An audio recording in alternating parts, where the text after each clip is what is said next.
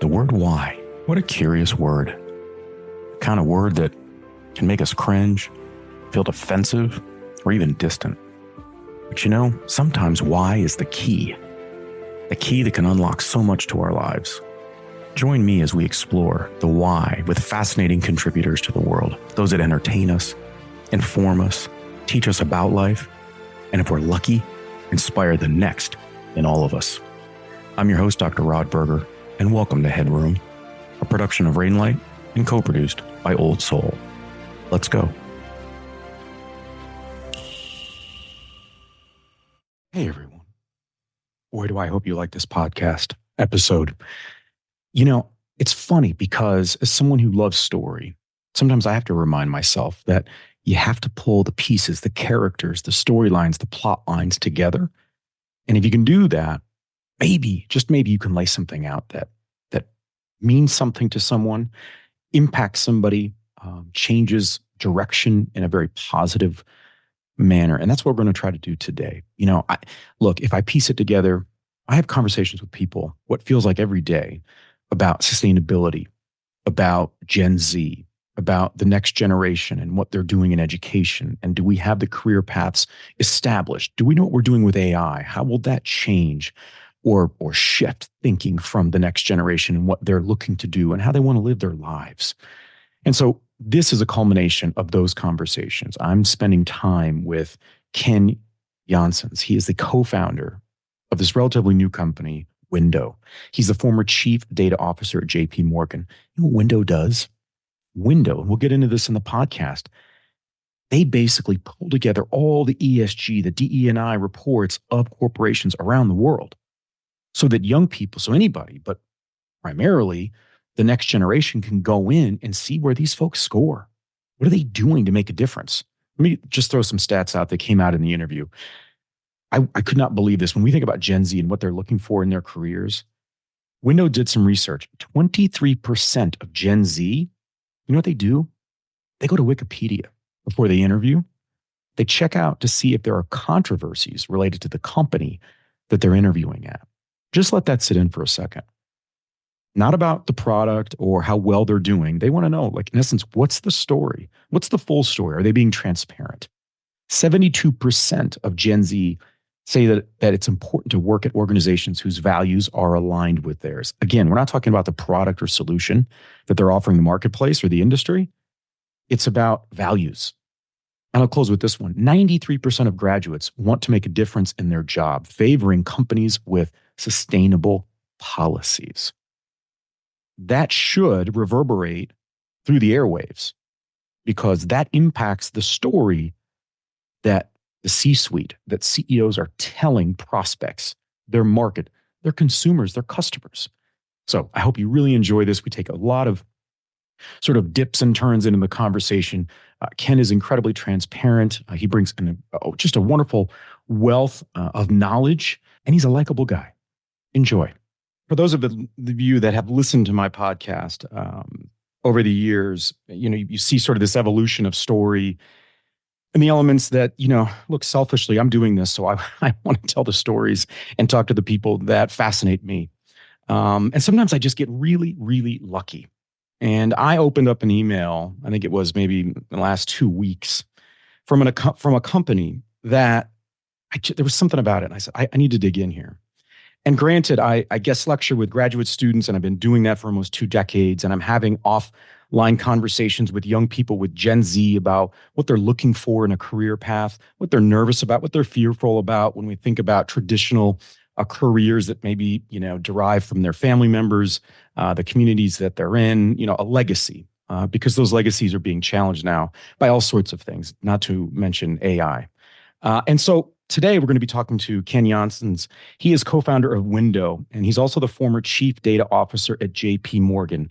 Now, for those of you who are listening saying, okay, so this is just a corporate conversation. Well, one, you don't know me and you don't know this podcast, because this is really, really an important conversation. I'm going to give a little bit more background on Ken, and then I'm going to let him do justice on Windō and what they're doing and how powerful.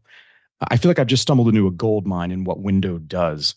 But like I said, he was at JP Morgan Chase for almost 25 years. I don't mean to date you there, Ken.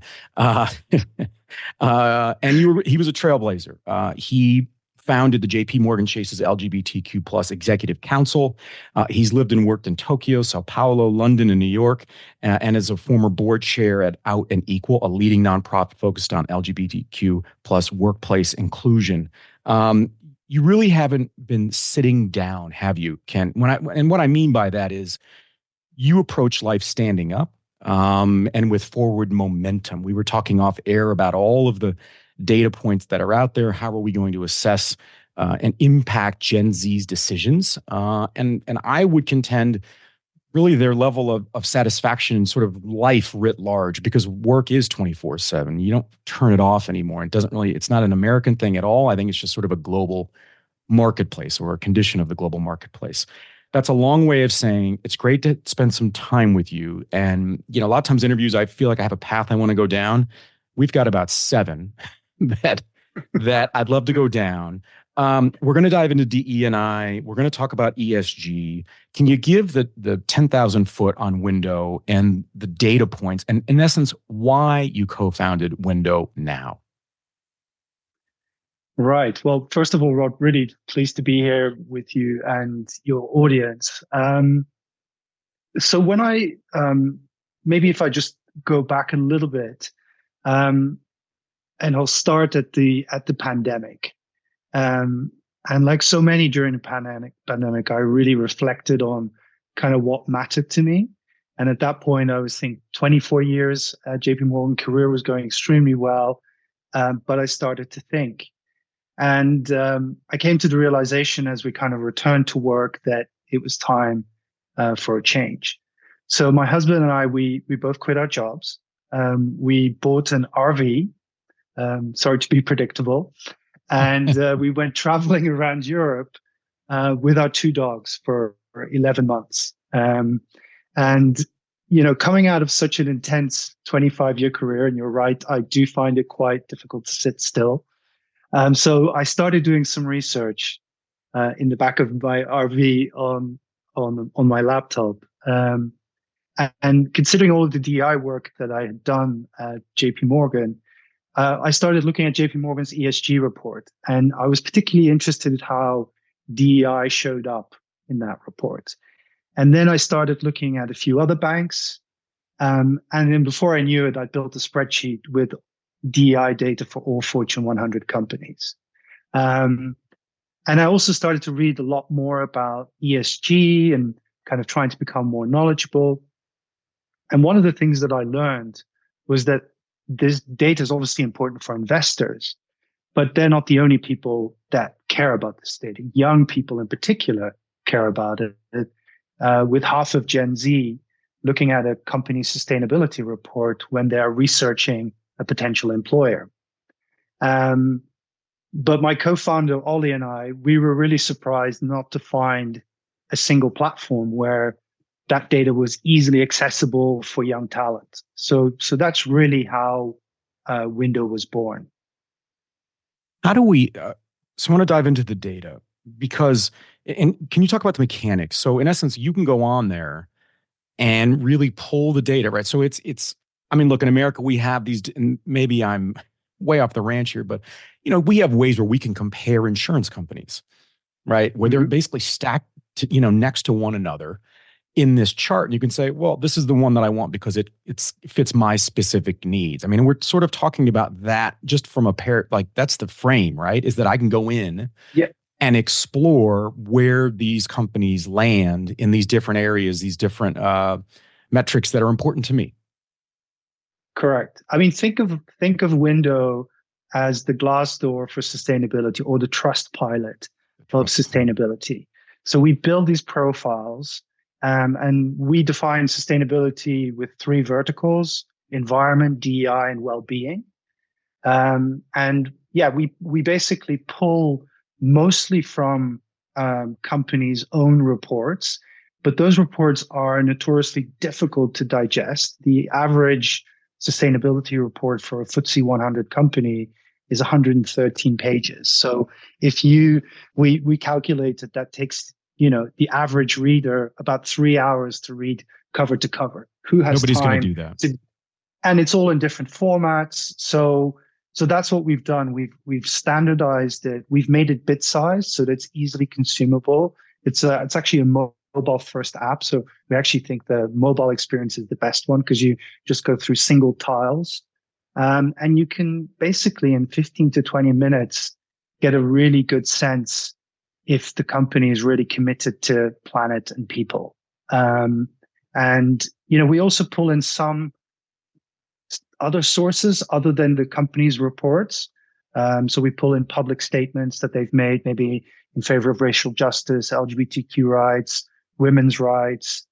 We also pull in external recognition from very reputable kind of awards that they've received as an inclusive employer, so that when you look at that profile, it becomes very complete, and there's that external validation and that external commitment that companies have made is very visible.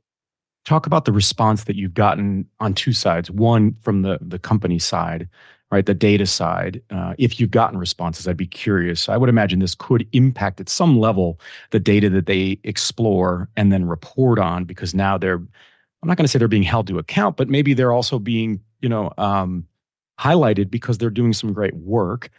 And then also the response from the end user that is scrolling through the app. Do we have a way we can glean into what the impact might be?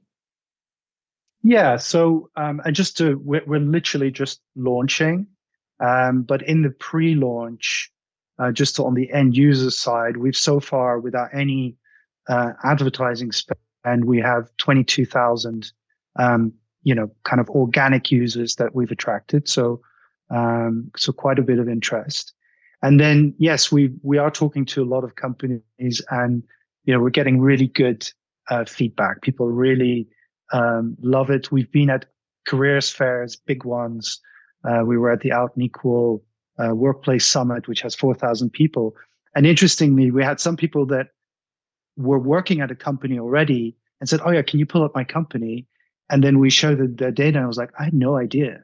So they work for the company, and they had no idea, because probably they themselves don't want to read the 113-page sustainability report. But it's so yeah, we've had really, really good feedback. And I would say, yes, I think there is also an element that, and we really want to help companies with that, to tell their sustainability story. Because, when it comes to the environment, there's a lot of standards that are published that tell companies, okay, you should report on this, this, and this.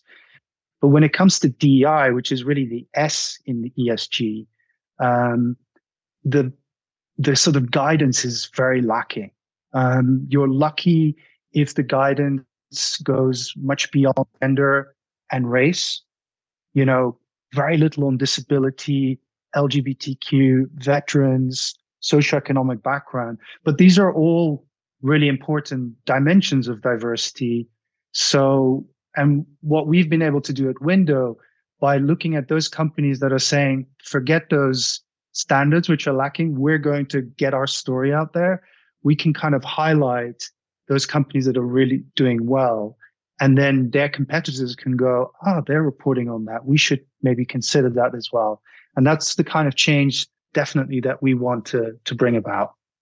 Let's have you put on your corporate hat. So in essence, go back in time prior to Windō. Look, data, and I'd love for you to challenge me on this. You're comfortable with data, right? And I think that data is the kind of thing that if you go into a hardware store, you're either comfortable or you're not, because you grew up and it didn't scare you to go in and look for all kinds of tools and these sorts of things. I think data is a lot like that. If we get an early experience with it, we get comfortable, now we're going to utilize it and we're going to understand how to apply it. I'm wondering, just your perspective from the corporate space. We are pulling in data. Some of it is maybe less than what we would like, but it's going to hopefully grow over time with, innovations like Windō and solutions like Windō. But how do we feel? What's our confidence level regarding the corporations and the way in which they can distill down the data they're collecting, and then how that may or may not impact the talent strategies that they have moving forward? Because the stats are, they're exploding about Gen Z, right? If there's ever a generation, they're the first generation that is putting purpose over profits, which is, I think for our generation, it really is tough to wrap our heads around.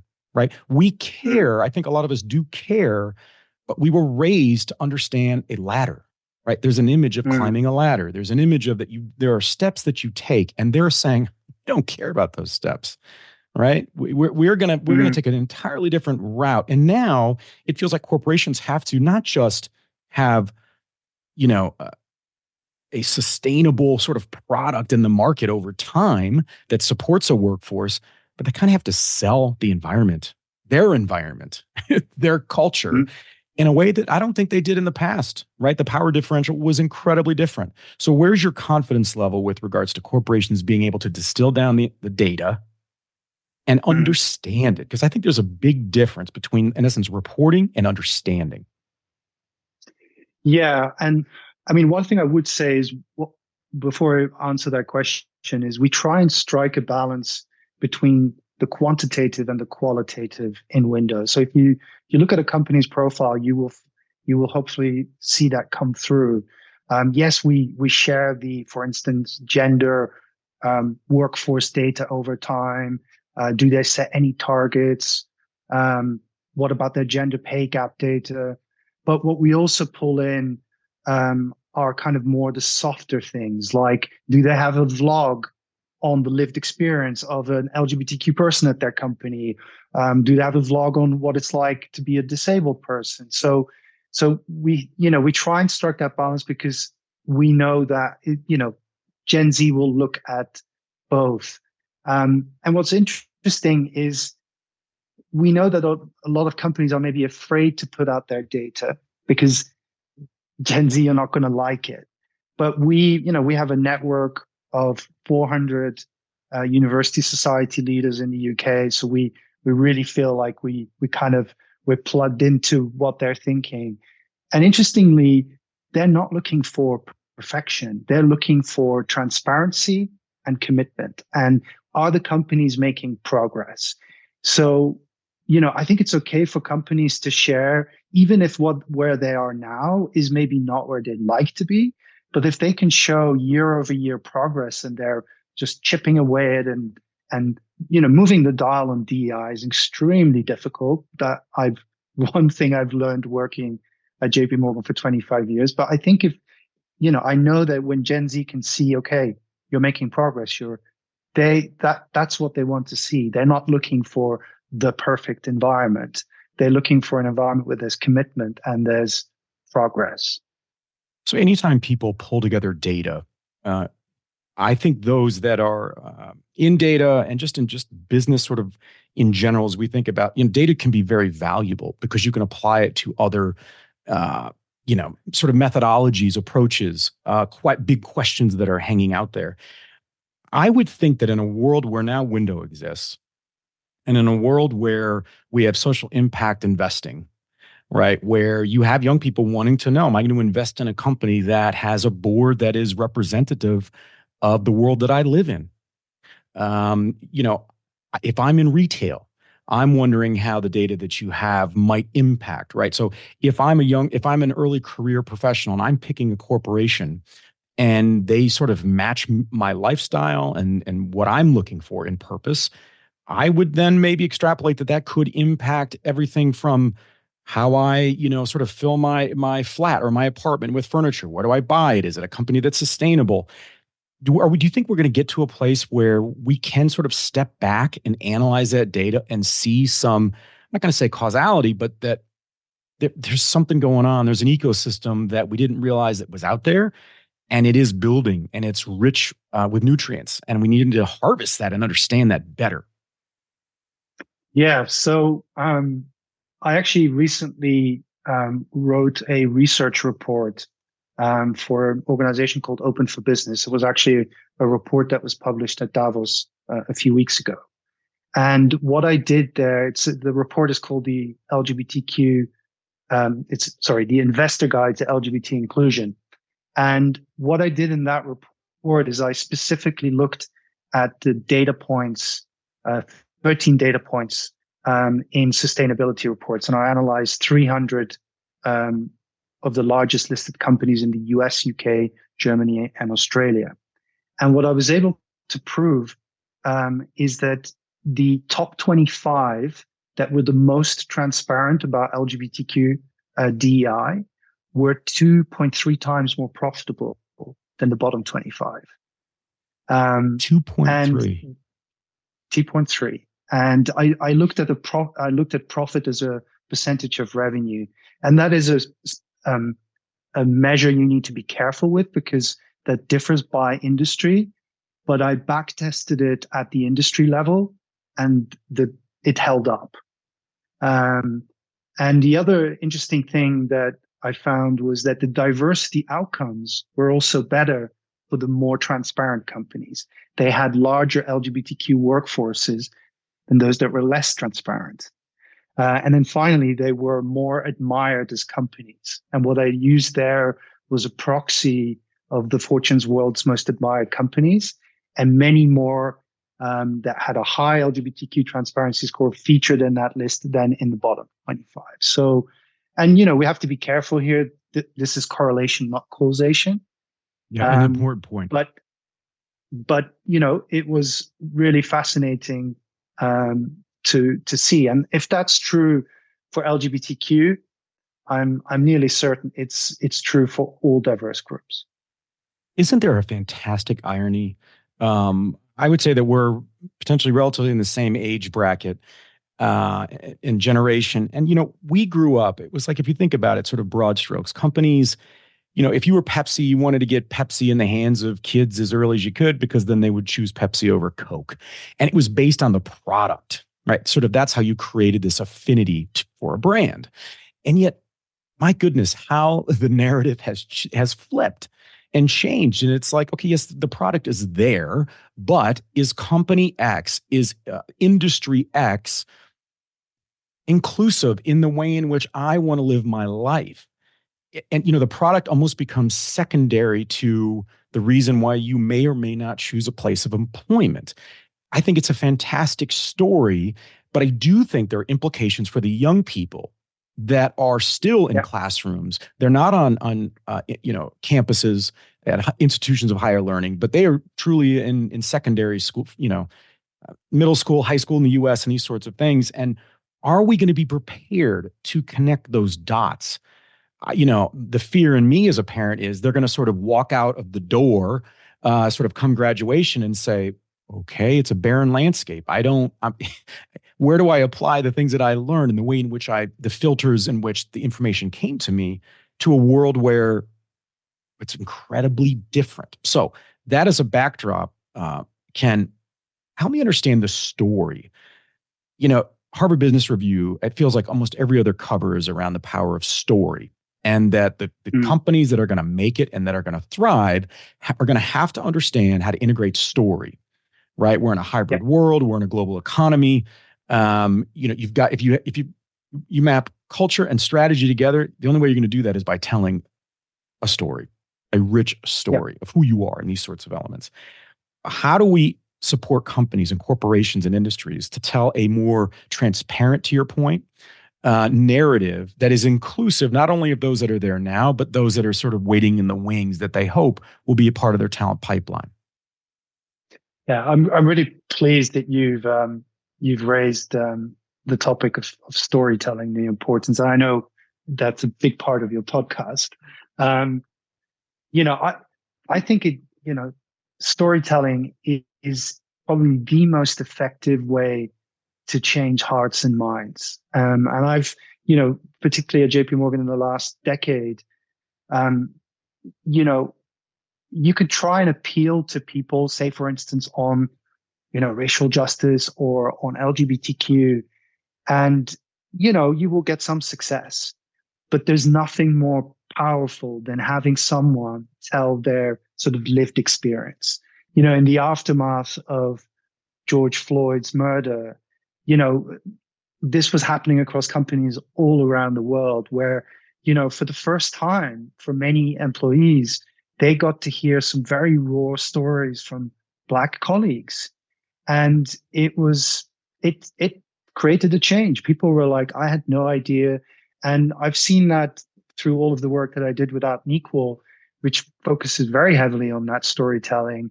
We can, and this is what, unfortunately, the right is trying to do in the US. They're trying to, for instance, dehumanize trans people. But it's very difficult to dehumanize when you can actually listen to a trans person and what's their journey been like, how, what have they had to go through.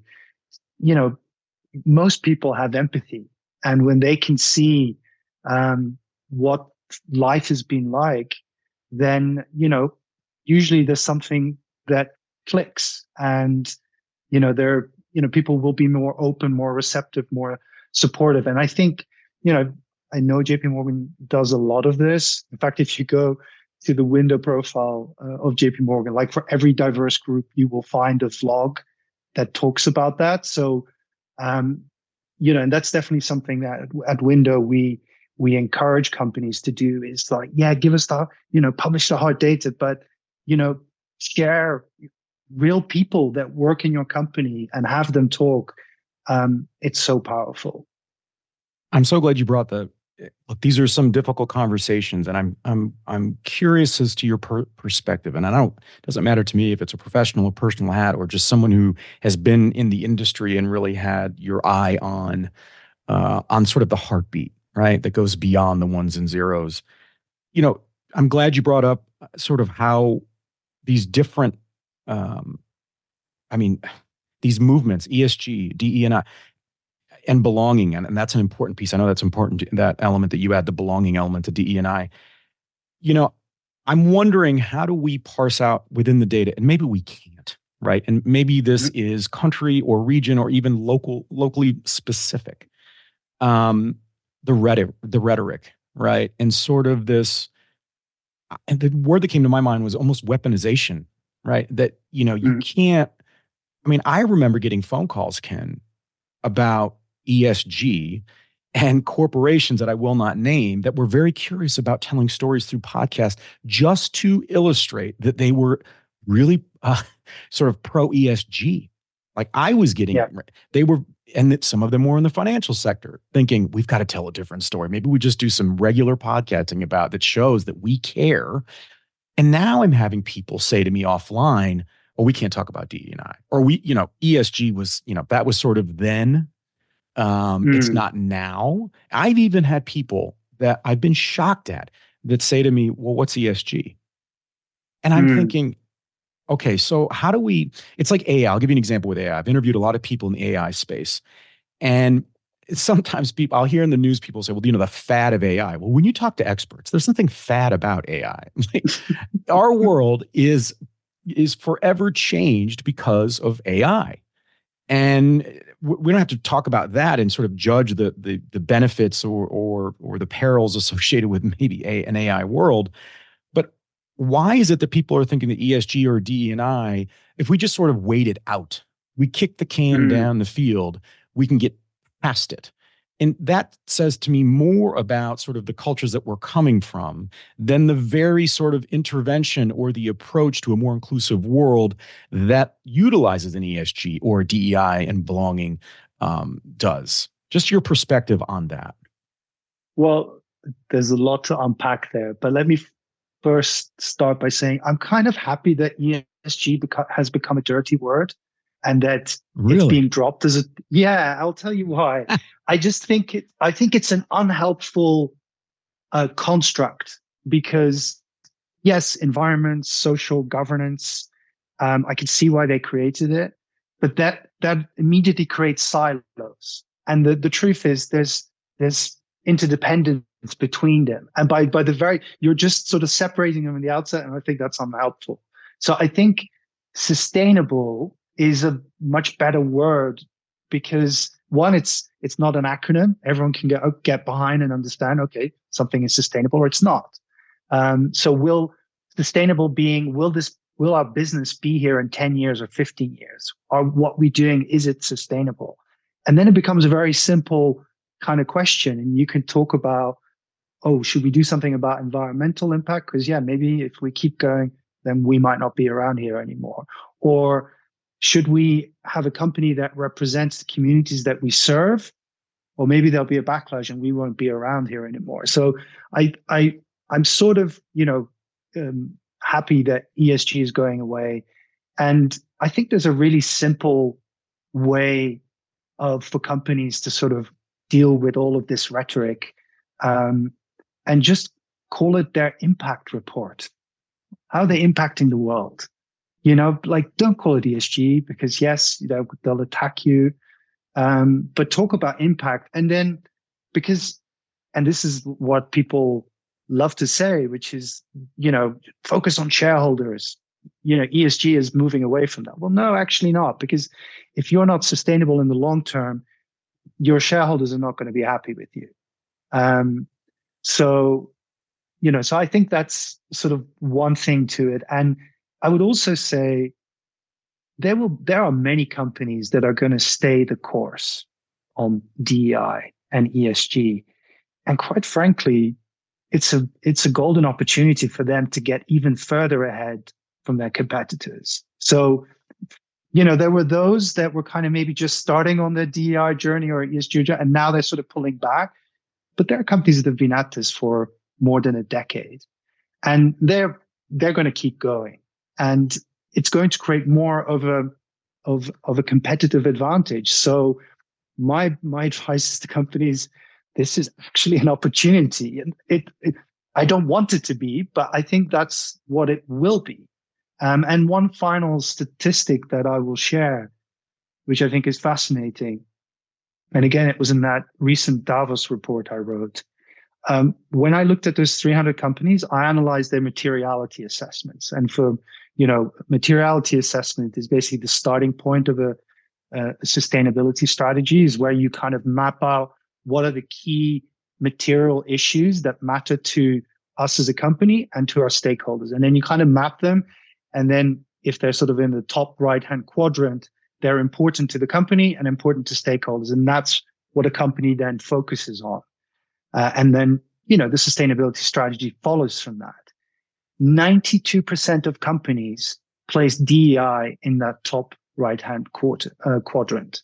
That means that 92% of these companies consider DEI to be something, if they don't tackle seriously, they won't be around in the long term.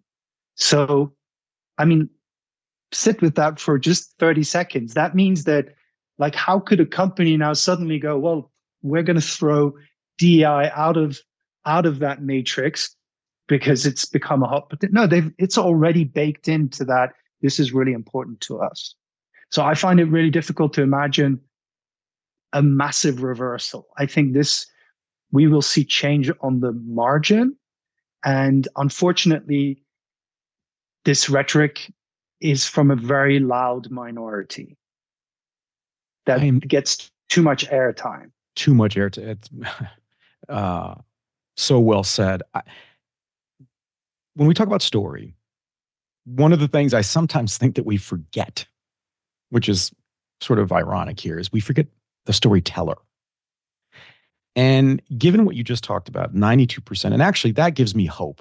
That's like the statistic of the day, Ken. I really appreciate that, because, if I was just doing a sort of a straw poll, that would not be what I would have thought.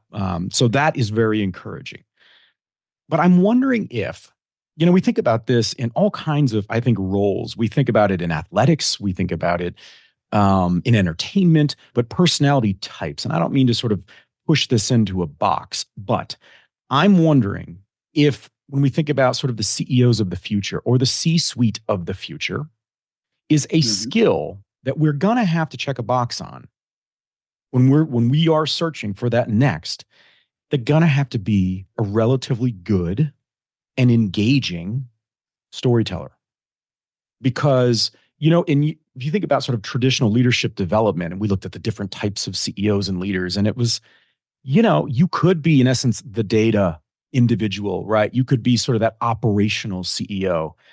But I don't know, from what I'm hearing, if that's going to be, if I'm on a board somewhere, I may want my CEO, my chief executive, to have some ability to communicate emotionally.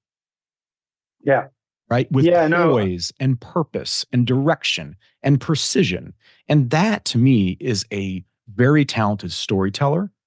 And so I'm just wondering if we, sort of thinking broadly, if we look down the runway, do you Am I way off on this, or do you think that there's No, some merit? no, I think there's a lot of merit. And by the way, I think this has sort of been in the making for some time. Um, I used to manage very large teams at JP Morgan, and I used to joke with my team, you don't have to be a jerk to be successful. And it's something that I've lived by for a very long time.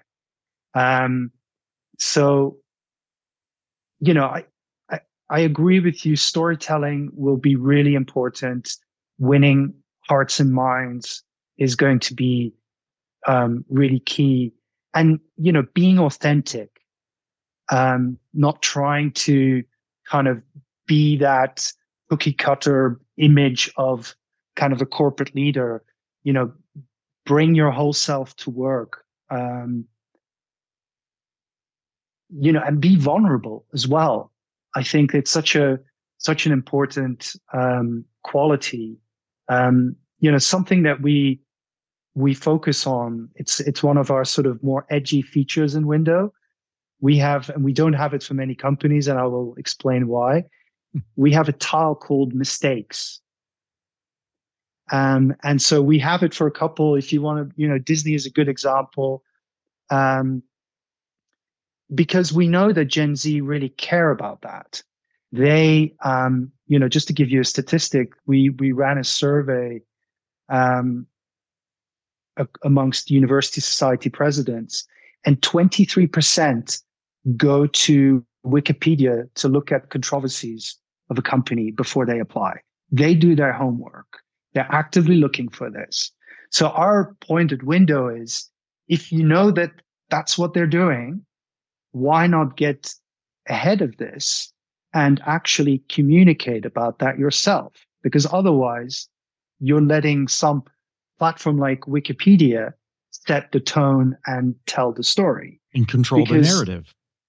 And control the narrative. So companies, no company is perfect. And I think it's really important to recognize, and it's part of what you were talking about. What are those qualities? Not the quality is not we're perfect, we never make mistakes. Yeah, we do, and we got it wrong, and we're going to do better. And the Disney example is a really great one. It's a very famous one. Don't say gay. The previous CEO really, didn't handle that very well. But then Disney kind of dug deep and said, we got this wrong. We are going to do better. Luckily, they had a very long history of being very LGBT inclusive. So I think that helped them sort of weather the storm.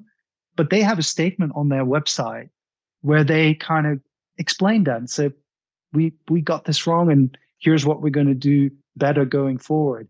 And we link to that from Windō. And we think that's a really important kind of thing for companies to do. So companies apologizing isn't necessarily something that you will find. We've spent a lot of time searching for it, but we do, I would say, we track 500 companies right now in Windō.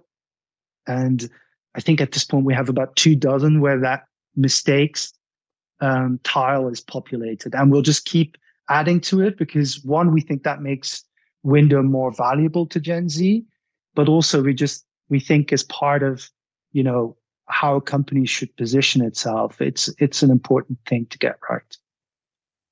Let's, as we put a bow on this conversation, I want to kind of go back to what I said at the outset, which was that my sense of you is that you don't live life sitting down, right? You're about putting yourself out there to not just experience life for yourself in a more enriching way, but to help others.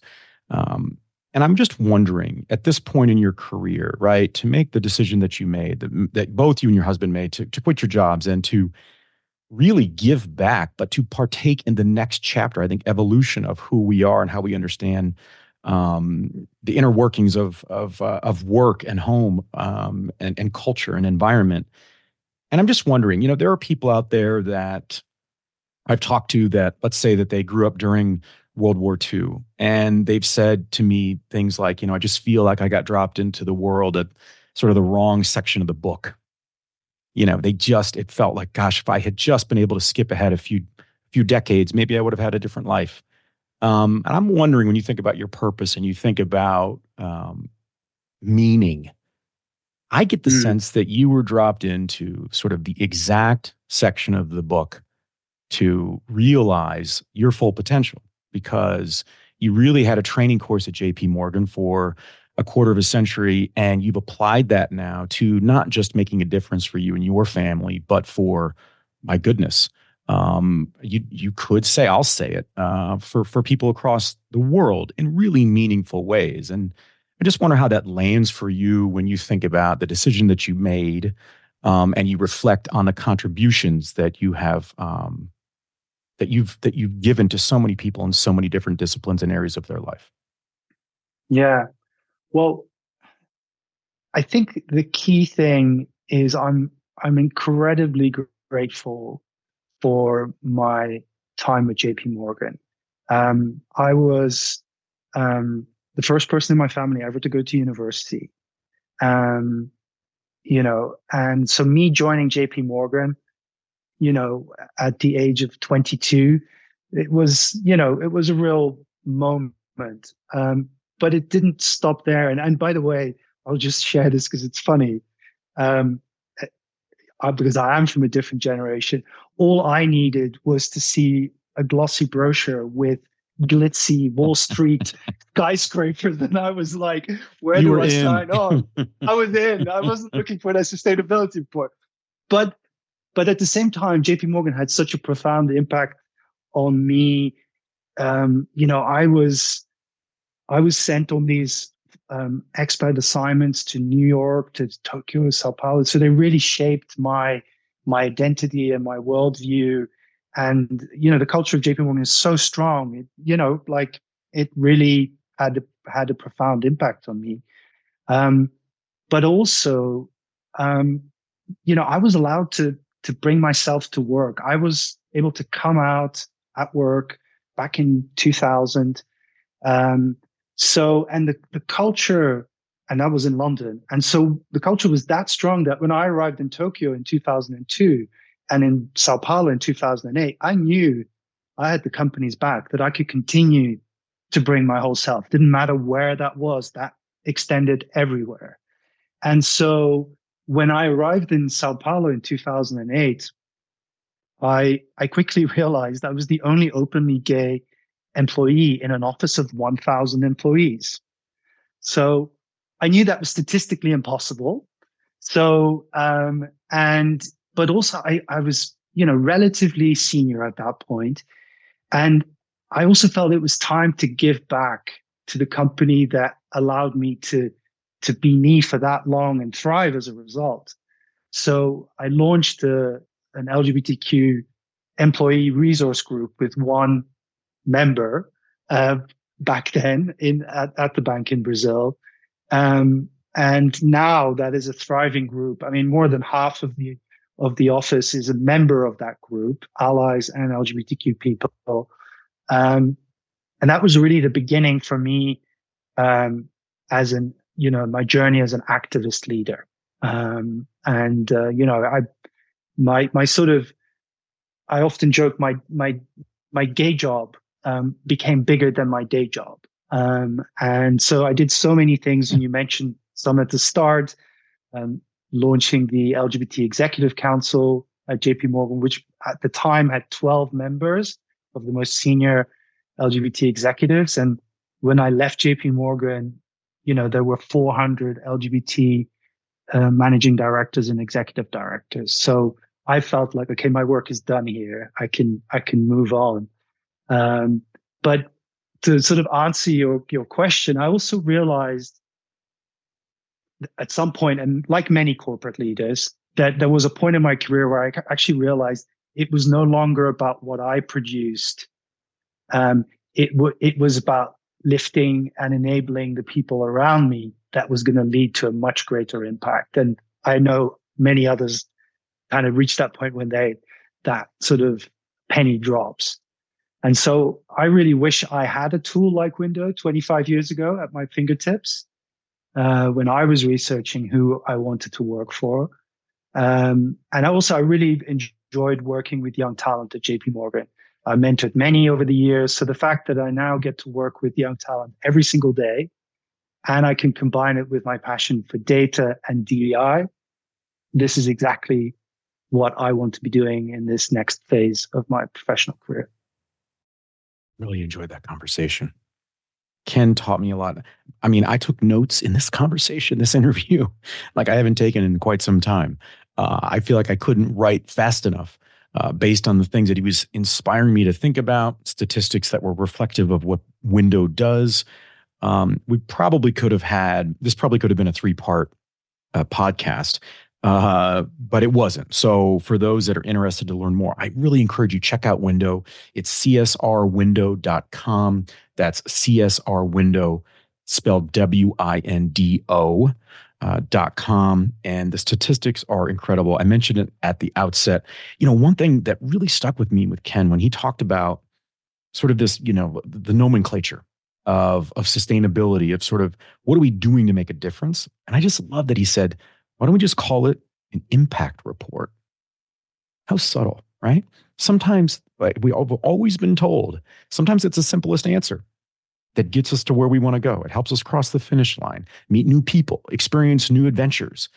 But an impact report, because an impact report allows me as a CEO, a storytelling CEO, to actually think about the way in which we're laying out the information that reflects the spirit, the mission, the vision of what we're trying to accomplish. I just love that. There were so many just wonderful nuggets in here, and learning about sort of this cross, continent RV trip that Ken and his husband took. That alone, we probably could have had a podcast on, and just the sights and sounds and what they saw. But wonderful experiences. And just one last note here, because I think this goes for all of us, is that Gen Z is looking for something that I hope the rest of the planet is, which is transparency and commitment. In a very chaotic world, I hope that resonates with all of you as it does for me. Let's be more transparent.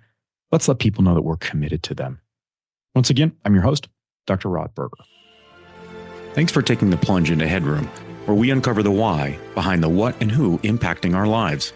HeadRoom is a production of Rainlight and co-produced by our friends at Old Soul. I'm your host, Dr. Rod Berger, and this is HeadRoom.